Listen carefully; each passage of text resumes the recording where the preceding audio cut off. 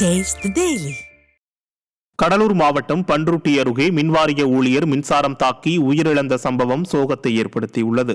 பன்ருட்டி அருகே பணப்பாக்கம் பகுதியில் சுகுமார் என்ற மின்வாரிய ஊழியர் மின்மாற்றியில் பழுது நீக்கம் செய்தபோது எதிர்பாராத விதமாக மின்சாரம் தாக்கியதில் தூக்கி வீசப்பட்டு சம்பவ இடத்திலேயே பரிதாபமாக உயிரிழந்தார். இதுகுறித்து தகவல் அறிந்து வந்த போலீசார் உடலை கைப்பற்றி பிரேத பரிசோதனைக்காக பன்ருட்டி அரசு மருத்துவமனைக்கு அனுப்பி வைத்தனர். மின்வாரிய ஊழியர் மின்சாரம் தாக்கி உயிரிழந்த சம்பவம் அப்பகுதியில் பெரும் சோகத்தை ஏற்படுத்தியுள்ளது. காஞ்சிபுரம் மாவட்டம் சுங்குவார் சத்திரம் பகுதியில் செயல்பட்டு வரும் சாம்சங் தொழிற்சாலையில் 4வது நாளாக தொழிலாளர்கள் உள்ளிருப்பு போராட்டத்தில் ஈடுபட்டனர். கடந்த 2 மாதங்களுக்கு முன்பு தொழிற்சங்க அங்கீகாரம் உள்ளிட்ட கோரிக்கைகளை வலியுறுத்தி தொழிலாளர்கள் வேலைநிறுத்தத்தில் ஈடுபட்டனர். 30 நாட்களுக்கும் மேலாக போராட்டம் நீடித்த நிலையில் பேச்சுவார்த்தை நடத்தப்பட்டதால் தொழிலாளர்கள் மீண்டும் பணிக்கு திரும்பினர். இந்நிலையில் தொழிலாளர்களிடம் தொழிற்சங்கத்திலிருந்து விலகுவதாக கட்டாயப்படுத்தி சாம்சங் நிர்வாகம் கையெழுத்து வாங்குவதாக புகார் எழுந்துள்ளது. தொழிற்சாலை இயக்குநரை நேரில் சந்திக்க அனுமதி மறுக்கப்பட்ட நிலையில் 1 மணி நேரத்திற்கும் மேலாக பணி புறக்கணிப்பில் ஈடுபட்ட 3 தொழிலாளர்கள் பணியிடை நீக்கம் செய்யப்பட்டனர்.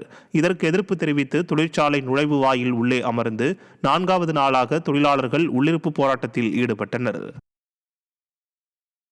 கடலூர் மாவட்டம் மேல் பட்டாம்பாக்கம் அரசு உதவி பெறும் பெண்கள் கிறிஸ்துவ மேல்நிலைப் பள்ளியில் மாணவி தற்கொலை செய்து கொண்ட விவகாரத்தில் பள்ளி நிர்வாகம் மீது பெற்றோர் குற்றம் சாட்டினர்.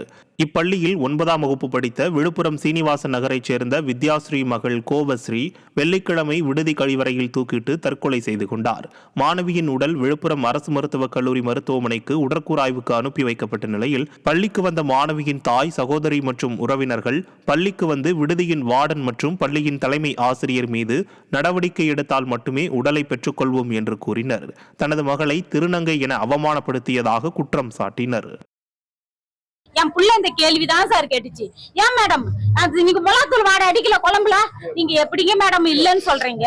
நீ என் புள்ள கேள்வி கேட்டுச்சு சார், அதுக்காக என் புள்ளைய அடிச்சாங்க சார். அவன் உடம்ப பாருங்க சார், பாத்ரூம் இன்ஃபெக்ஷன், உடம்பு சொரிஞ்சு சொரிஞ்சு என் புள்ள உடம்பெல்லாம் இதா இருக்கு. ஏமா பாத்ரூமை கிளீன் பண்ணுங்களாமான்னு நான் தான் சார் சொன்னேன்.